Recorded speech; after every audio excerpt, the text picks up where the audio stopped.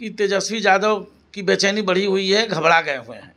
मुसलमान समाज पूरी तरह जन सुराज के साथ जुड़ता जा रहा है, करीब करीब आप मान के चलिए जो जुड़ चुका है।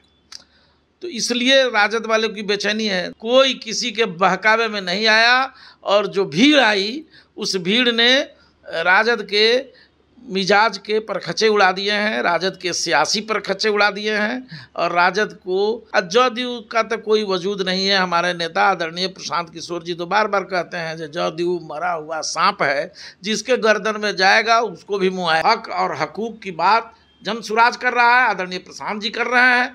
ये बात आज तक 32 वर्षों में राजद और लालू यादव जी ने नहीं किया, जिस वजह से मुसलमान इनसे काफ़ी नाराज़ है और ठगा हुआ महसूस कर रहा है। इसीलिए वो जन सुराज और आदरणीय प्रशांत किशोर जी की रहनुमाई में बड़ी संख्या में थोक भाव में हमारे साथ आ रहे हैं।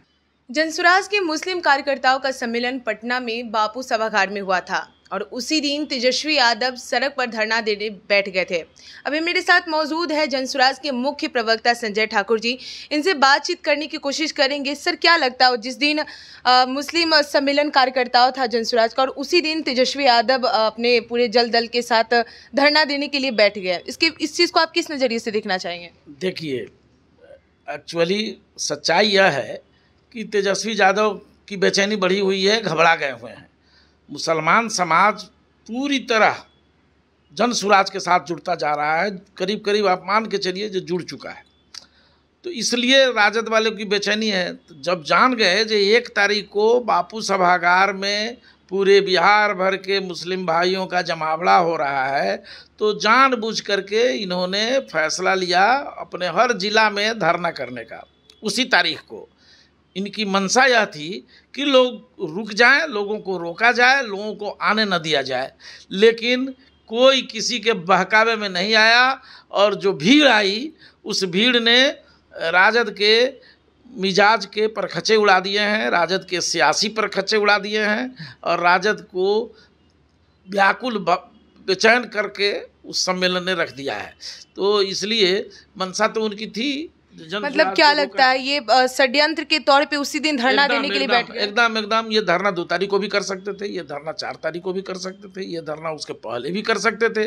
जानबूझ के रोकने के लिए ही उनकी मंशा यही थी, लेकिन उनकी मंशा विफल हो गई, कोई रुका नहीं और सारा मुस्लिम समाज के लोग, दानिशमंद लोग, विद्वान लोग और जो हमारे कार्यकर्ता हैं वो लोग भी, सब के सब नौजवान, बुजुर्ग, महिलाएं, मुस्लिम बिरादरी की बड़ी संख्या में यहाँ मौजूद हुई।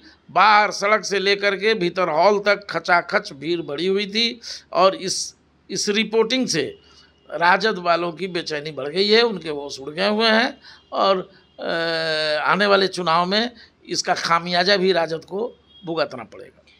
और भी पार्टियां हैं, क्या लगता है और भी पार्टियां जनसुराज के लिए अब विपक्ष की तरह देख रही है? भारतीय जनता पार्टी के अभी कई स्तर पर मीटिंग हो गई और फिर उनके जेपी नड्डा साहब भी तशरीफ फरमा होने वाले हैं पटना की सरजमीन पर। तो भारतीय जनता पार्टी भी अपने कार्यकर्ता बैठक में उसने एलानिया तौर पर इंटरनली कहा है कि भाई जनसुराज को हल्के में मत लीजिए, आप लोग सावधान हो जाइए। तो वो भी अपने कार्यकर्ताओं को सावधान करने में लगे हुए हैं। जदयू का तो कोई वजूद नहीं है। हमारे नेता आदरणीय प्रशांत किशोर जी तो बार बार कहते हैं कि जदयू मरा हुआ सांप है, जिसके गर्दन में जाएगा उसको भी मुँह आएगा। तब भाजपा अपनी करनी से यहाँ मरेगा और वो काम भी भाजपा कर नहीं रहा है। न उसके प्रधानमंत्री बिहार के लिए कोई काम कर रहे हैं, न बिहार की गरीबी के लिए कोई चिंता कर रहे हैं, न बिहार के बेरोजगारों के लिए कोई चिंता कर रहे हैं, न बिहार में कल कारखाने लगाने की चिंता उनको है। बिहार से मजदूरों का पलायन निरंतर जारी है। इसलिए भारतीय जनता पार्टी भी अब कितनों धर्म की बात करता रहेगा, कितनों हिंदू मियाँ का नारा लगाता रहेगा, अब बिहार की जनता उसके धोखा में पड़ने वाली नहीं है।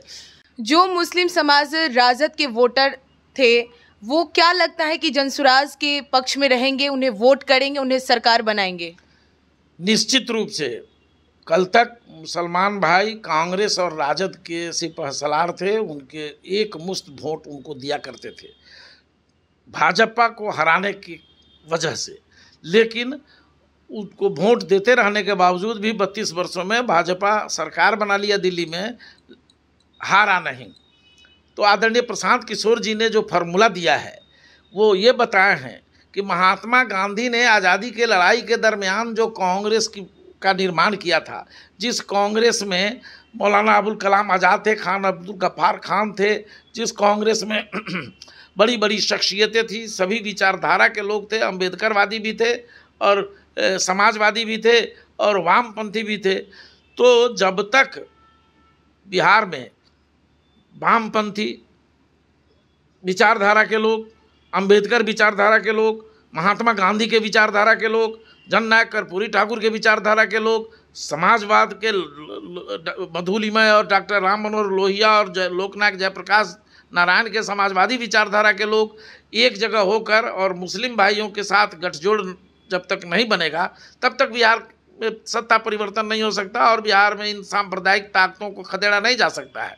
इसीलिए आदरणीय प्रशांत किशोर जी ने तथ्य और आंकड़ों के हवाले से लोगों को बताने का काम किया है कि भारतीय जनता पार्टी 80% जो देश में हिंदू है उसके 37% वोट पर ही वो देश में सरकार चला रहे हैं। बाकी 43% हिंदू वोटर्स अभी भी आज भी भारतीय जनता पार्टी के मुखालिफ है, सांप्रदायिकता के खिलाफ है। और ये वोट कौन है? ये गांधीवादी वोट है, ये लोहियावादी वोट है, ये समाजवादी वोट है, ये अम्बेडकरवादी वोटर्स हैं, ये वामपंथी विचारधारा के सेकुलर वोटर्स हैं। तो इनके साथ मुस्लिम भाइयों का गठजोड़ हो जाएगा तो ये वोट 63% हो जाएगा और भारतीय जनता पार्टी आसानी से धूल धूसरित हो जाएगी। इसी रणनीति पर आदरणीय प्रशांत किशोर जी चल रहे हैं और हमारा जन सुराज इसी विचारधारा को। प्रशांत किशोर अभी हाल में एक ऐलान किए थे कि नीतीश कुमार जी हर साल 50 करोड़ रुपए लगाकर 50 बच्चों को भी सही से शिक्षित नहीं कर पाते हैं। उनका कहना था कि हमारी जन सुराज की सरकार बनने के बाद बच्चों को मुफ्त किताबें, उनकी विद्यालय के कपड़े, स्कूल और ये सरकारी स्कूल के साथ साथ प्राइवेट स्कूल में भी ये सारी चीज़ें उपलब्ध कराई जाएगी। क्या लगता है? एकदम सही घोषणा है। आदरणीय प्रशांत किशोर जी ने डंके की चोट पर कहा है कि साहब हम हर प्रखंड में जनसुराज की सरकार बनेगी तो हर प्रखंड में नेतरहाट से भी उच्च स्तरीय वैश्विक स्तर के शैक्षणिक संस्थान हम स्थापित करेंगे। 5 साल में 5, मतलब एक ब्लॉक में 5 इस तरह के उच्च स्तरीय विद्यालय हम बनाएंगे और उन विद्यालयों में जितने भी बच्चे पढ़ने आएंगे वो तमाम को फीस 1 रुपया नहीं लगेगा। सबको वस्त्र भी दिए जाएंगे, भोजन भी दिए जाएंगे, किताब भी दिए जाएंगे और उनको मुफ्त में शिक्षा दी जाएगी। इतना ही नहीं, उन्होंने यह भी घोषणा करी है कि जो लोग गांव में बच्चों को पढ़ाने के लिए नहीं पहुंच पाएंगे, अगर वो शहरी जीवन जी रहे हैं या कहीं भी चाहते हैं जो हम प्राइवेट विद्यालयों में, अच्छे विद्यालयों में पढ़ाएं, तो प्राइवेट विद्यालयों में भी उन बच्चों को मुफ्त शिक्षा दिलाई जाएगी और वो सारा खर्चा सरकार अपने स्तर से करेगी। ये घोषणा उन्होंने कर दी है और 50,000 करोड़ रुपया जो विद्यालयों पर शिक्षा विभाग पर खर्च हो रहे हैं उसमें लूट मची हुई है, उसको हम लोग नियंत्रित करेंगे और उस राशि का इन बच्चों के सही शिक्षा देने के मामले में सदुपयोग किया जाएगा, जो अभी नहीं हो रहा है। अभी तो विद्यालयों में खिचड़ी बांटी जा रही है, पिलुआ वाली खिचड़ी, और कॉलेजों में डिग्री बांटी जा रही है। किसी कॉलेज में पटना साइंस कॉलेज हो या मुंशी सिंह कॉलेज हो या लंगट सिंह कॉलेज हो, किसी बड़े कॉलेज में जहाँ नामी गिरामी कॉलेज थे, जहाँ बहुत उच्च स्तरीय पढ़ाई होती थी, वो सब जगह पढ़ाई चौपट कर दी गई है सरकारों द्वारा। इसलिए शिक्षा की व्यवस्था को अत्यंत प्राथमिकता के आधार पर जनसुराज काम करेगा। आपने जो बताया है सर, ये केंद्र स्तर की बातें कही है। बिहार के लोगों में, बिहार की जनता में यहाँ की मुस्लिम समाज जनसुराज से क्यों जुड़ना चाहेगी? देखिए, इसलिए कि अभी तक पिछले 32 वर्षों से लालू यादव जी के साथ मुसलमान समाज थे। लालू यादव जी ने MOI समीकरण बना के बिहार की राजनीति में मुसलमान यादव का समीकरण बना के काम कर रहे थे। लेकिन सच पूछिए तो लालू यादव जी ने, राजद ने कभी मुसलमानों का हक और हकूक नहीं दिया। न उन्हें बेहतर तरीके से शिक्षा दी, न उन्हें रोजगार का मौका मैसर कराया, न उन्हें अपने सरकार में बेहतर पावर वाला पद दिया। जब भारतीय जनता पार्टी जनता दल यू के साथ गठबंधन कर रही है, 40 MLA 43 MLA पर नीतीश कुमार जी मुख्यमंत्री हैं, 75 MLA पर 2 डिप्टी CM है। जब पिछली बार यहीं नीतीश कुमार जी के साथ राजद था तो राजद अकेले तेजस्वी यादव डिप्टी सीएम बन गए, एक 80 जबकि 80 एमएलए था उनके पास, तो एक मुस्लिम भाई को भी डिप्टी सीएम बनाते। ये कारण है कि मुसलमान उपेक्षा का दंश झेल रहे हैं उनके यहाँ। दूसरा कि अभी बिहार विधानसभा में विरोधी दल के नेता हैं तेजस्वी यादव, और बिहार विधान परिषद में विरोधी दल के नेता हैं श्रीमती राबड़ी देवी जी, जो पूर्व मुख्यमंत्री हैं। उनके पास सब सुविधा है, बावजूद इसके वो चाहते तो किसी मुसलमान भाई को वहाँ पर बैठा सकते थे। उनके पास मुसलमान भाई का एमएलए है, एमएलसी भी है, तो उन्होंने वहाँ विरोधी दल का नेता खुद बनना स्वीकार किया, किसी मुसलमान भाई को उसकी हिस्सेदारी नहीं दी। तो ये मोबाइल रहा कहाँ। तीसरी बात कि जो पार्लियामेंट चुनाव हुआ है उसमें उन्होंने मात्र 2 मुस्लिम कैंडिडेट दिए हैं, जबकि उसका 6-7 हिस्सा बनता था, आपने उनको नहीं दिया। और चुनाव प्रचार में भी किसी मुसलमान भाई को आप हेलीकॉप्टर पर नहीं बैठाया, किसी नेता को आपने तवज्जो नहीं दी। आप बैठाया किसको? तो मुकेश सहनी को, जिनका 2% आबादी है। एक भी सहनी वोट नहीं दिया है राजद को, सब दे दिया भाजपा को। नेताजी हेलीकॉप्टर पर घूमते रह गए। वहीं अगर मुसलमान भाई का कोई वरिष्ठ नेता को घुमाया होते तो उसका फायदा मिलता। तीसरी बात कि तेजस्वी यादव ने पूर्णिया के चुनाव में एक जनसभा को संबोधित करते हुए कह दिया कि एनडीए को वोट दे दीजिए, अगर राजद को नहीं दे सकते हैं तो एनडीए को वोट दे दीजिए।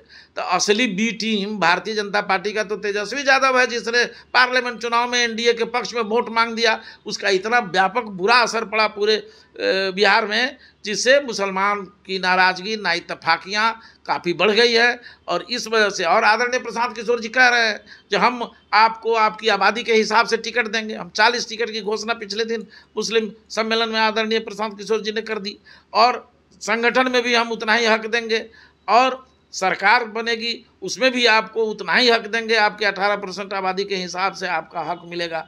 इसलिए हक और हकूक़ की बात जनसुराज कर रहा है, आदरणीय प्रशांत जी कर रहे हैं। ये बात आज तक 32 वर्षों में राजद और लालू यादव जी ने नहीं किया, जिस वजह से मुसलमान इनसे काफ़ी नाराज़ है और ठगा हुआ महसूस कर रहा है। इसीलिए वो जनसुराज और आदरणीय प्रशांत किशोर जी की रहनुमाई में बड़ी संख्या में थोक भाव में हमारे साथ आ रहे हैं। चुनावी मुख्य प्रवक्ता संजय ठाकुर ने कहा कि राजद से अब मुस्लिम को तोड़कर जनसुराज में लाएंगे और बिहार को बदलेंगे, सरकार बदलेंगे, बिहार की स्थिति ठीक करेंगे। ऐसी तमाम खबरों के लिए बने रहे दृष्टि न्यूज़ के साथ। धन्यवाद।